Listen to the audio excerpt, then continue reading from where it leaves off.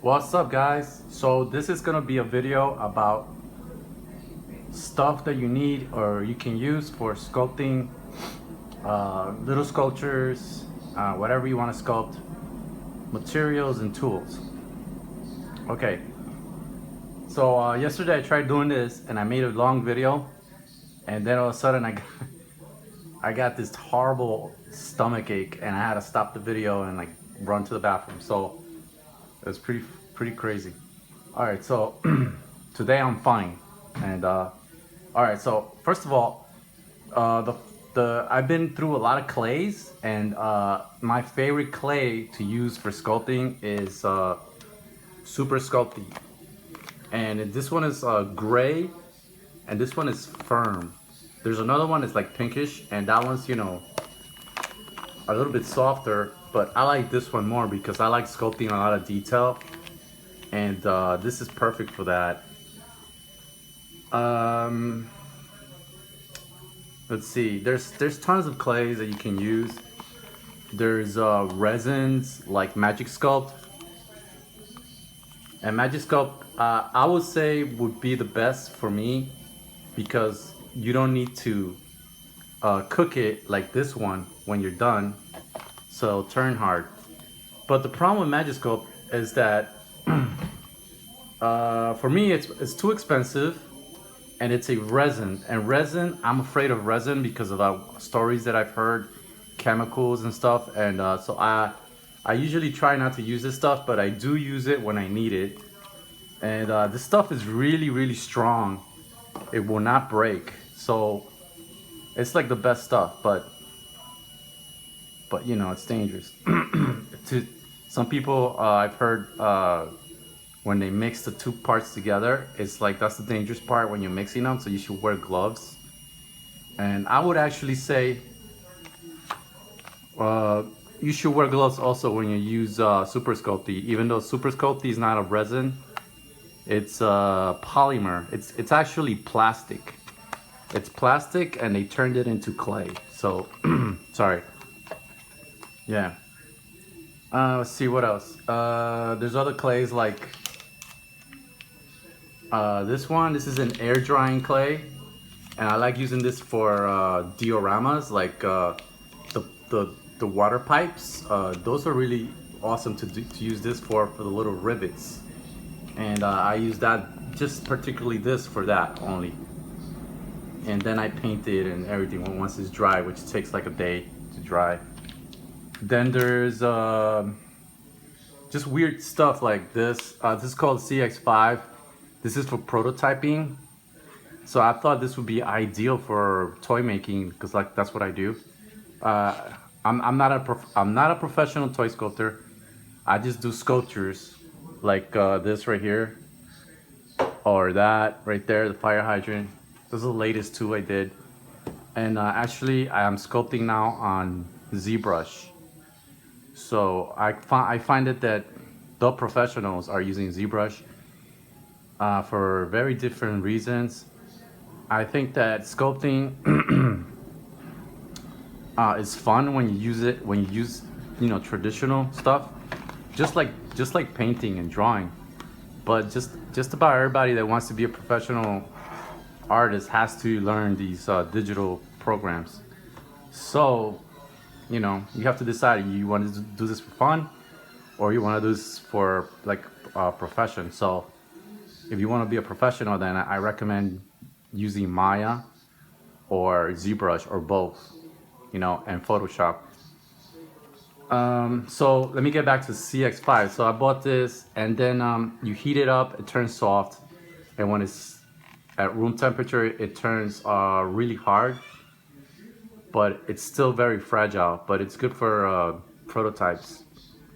And also, you need a kind of like a heat source for this one, like a torch or a candle, so you can heat it on a candle. And let's pretend this is a candle. You heat it, and then you make it soft, and then you know, work on it. This one is gray, I think. Let me try to open this box. That's weird. Why is this sealed like this? So this clay,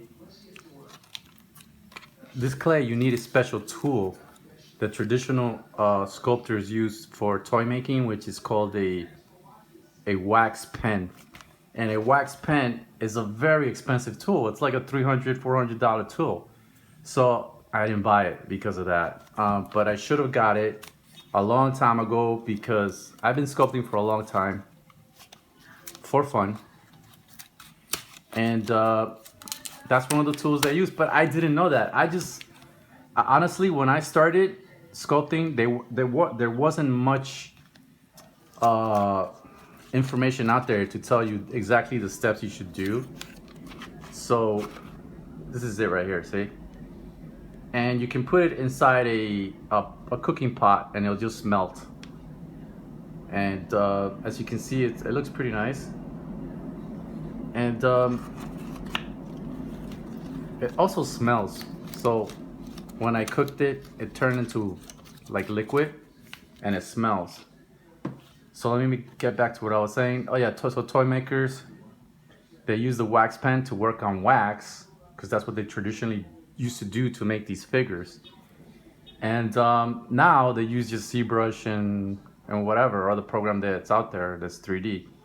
So I didn't know that back then. So I just started sculpting with something called Roma clay, which was like a oil-based clay, and then I moved from that clay to Super Sculpting and then Super Sculpting Firm, and I just stayed here because it's a really good clay. So I recommend that one. Now let's say you're making a sculpture or something small, like let's say this guy right here. This is a Sentinel sculpture I did for my X-Men, and I'm also selling this on eBay, so check it out under Kairos1 and my eBay page. And I'm also on Instagram, Kairos1 on Instagram. And when I was sculpting this, I did this entire head out of Super Sculpting Firm right here. But I was thinking, wait a minute, when I make the crown is going to be very delicate because, you know, what about if it bangs into something, whatever, it will basically crack. So I was really concerned about that. So what I decided to do is you can mix your stuff, you know. So let's say Magic Sculpt, right? It's the hardest stuff I know out there. Really resistant stuff, hard stuff, but it's resin. I decided to make the crown out of Magic Sculpt, and the rest was made out of Super Sculpting Firm. Then when I finished it, I primed it with a gray coat primer, Tamiya, and then I went to a molder, and the molder made these copies for me, you see? And that's how I made this. Now this is made out of, the molder used a material, he named it, but it's some form of resin. So it's pretty good, it's lightweight, and it doesn't cost a lot of money, but it's still kind of expensive. So there you go. Now this one right here, this is an original. See, I made this out of Super Sculpting, but I'm not too happy with the top right here, so I'm gonna redo that. But once this is done, and so most of the parts here are all my Super Sculpting Firm. I don't think I probably did this little part right here, if I remember correctly. Yeah, this little part right here, you see it? How small it is, and it has some sort of detail. That little part I made out of Magic Sculpt, because I knew that this little part's gonna probably break off or chip away or something. So I did those little parts out of Magic Sculpt just to give it more strength. So one day very soon I'll make this another copy of this, a mold, from my friend Jeremy Mons. He's a very good molder. He's on Instagram too, Jeremy Mons, and he will make me a mold, and I can make he can make copies, and then I can sell them. Okay, because I'm thinking, you know what? I should make some stuff for dioramas, like a dumpster or a fire hydrant or something that goes into the dioramas, like for instance this, right? This could go into a diorama as well, like an X-Men diorama. That's how they say it. A lot of people correcting me, so I have to say diorama, but whatever. Sometimes I forget. So okay, so that covers most of the clays that I use, and let me see.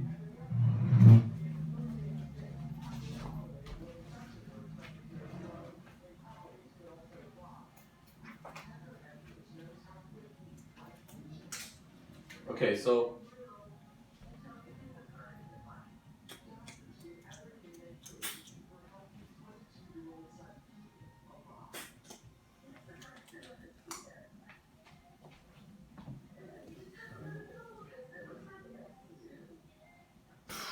all right. All right, so sorry about that. All right, so I forgot one thing. One of the materials that I like to use is mineral oil. And this stuff, you take just a little bit and you mix it with your firm clay, and the clay turns really soft. So that way you can make your clay soft or leave it hard. If you want it to get really hard, there's two tricks. You can put it in the freezer for like 10, 15 minutes, pull it out, and it's really hard for really fine detail. Or you can use one of these sprays right here.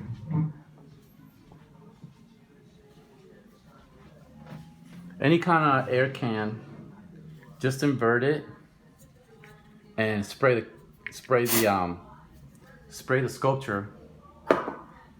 My dog doesn't like that sound. Okay. And that will make it really cold, and you can work on it too. So those are the two things.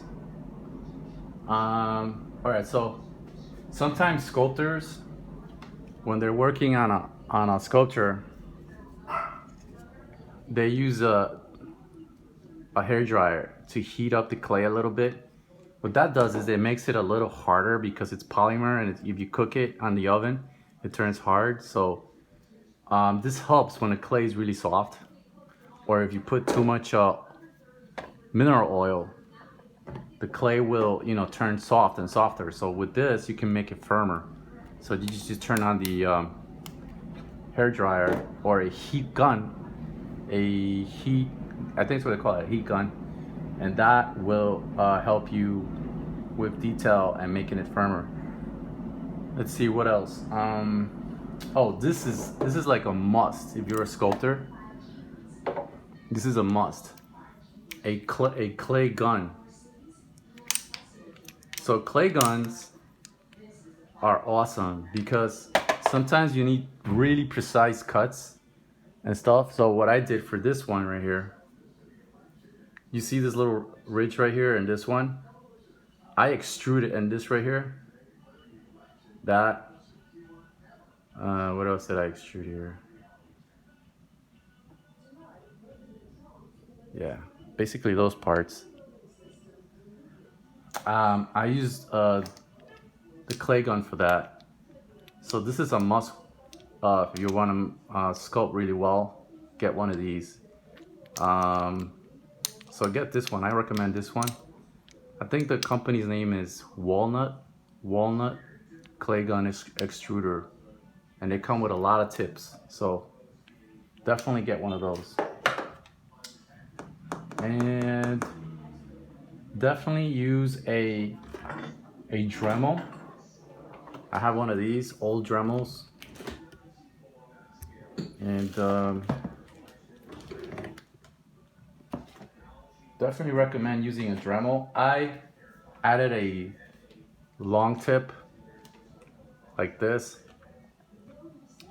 and this has helped me a lot with sanding and cutting and stuff, so that's really good. So I highly recommend that.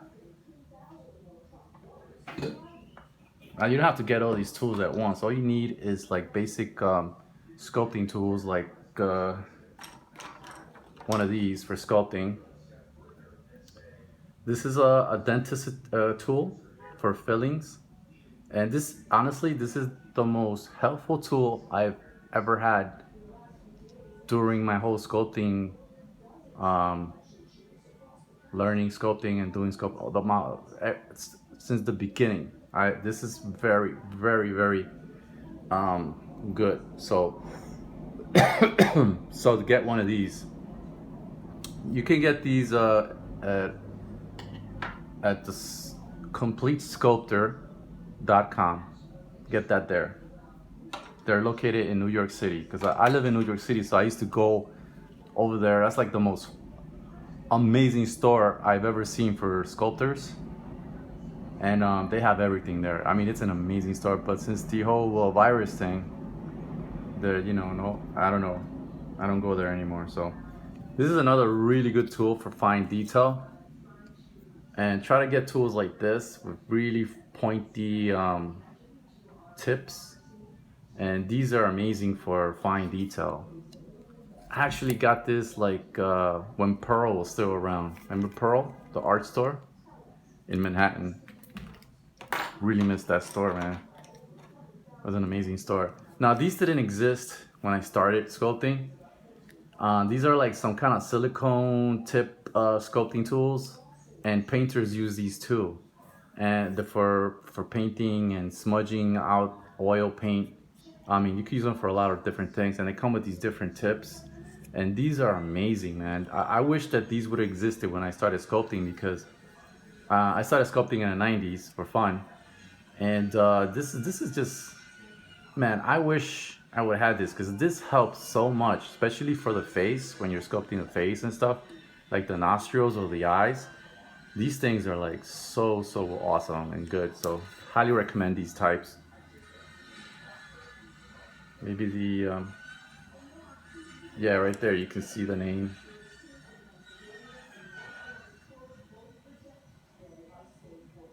These are the best brand, so I recommend this one. Okay, try to get this one, this brand.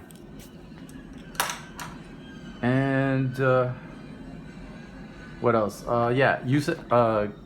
There's wooden tools of all kinds, and I highly recommend these. This one for smoothing and just making, some kind of detail. These are amazing. The tip broke off here. It used to be a carving tool, but this thing, I've had it for so long, and this is so helpful. This one is really good too, just for like making the surface less bumpy, like that. I use it for that. Let's see. Oh, okay. Every sculptor needs one of these. Ouch. My Cyclops fell. This guy's visor always falls, man. Okay. So I just cut a piece of pipe, but you go to Michael's, the sculpting area, and they sell you one of these for like $10. And they're usually really nice, made out of like transparent plastic and thicker. But you can use anything, so I just use this. You don't really need something that fancy. Now over the years, I've acquired a lot of tools, and sometimes you end up making your own tools. Like this one, I made up this one for making a texture, like little craters like on a moon. This one I really love. This is Tamiya, and this thing holds anything with its own pressure like that. So that's really awesome. I find this really helpful and kind of fun. Get a lot of these sculpting tools that have like this stuff like this. They usually sell them in a pack. And also, I highly recommend X-Acto knives of all sizes for cutting clay with a ruler. So you use a ruler and you cut the clay with the X-Acto knives, and that gives you really nice cuts when making stuff, So highly recommend that. Oh, and when I use Super Sculpting, I use these right here for gluing pieces together of clay. This is really good. They both do basically the same thing, but this is really good.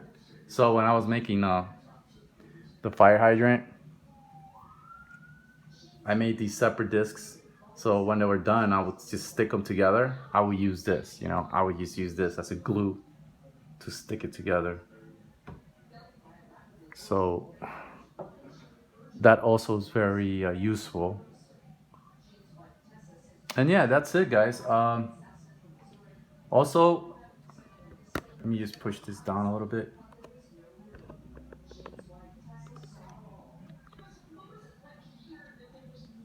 As you can see, when you work on a surface, try to use a plastic surface because Super Sculpting